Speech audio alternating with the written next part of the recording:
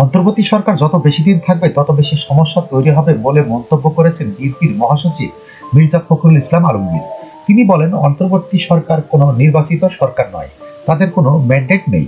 সোমবার 18 নভেম্বর মওলানা হামিদ খান ভাসানীর 48তম মৃত্যুবার্ষিকী উপলক্ষে জাতীয় প্রেস ক্লাবে আয়োজিত আলোচনা সভায় তিনি এসব কথা বলেন।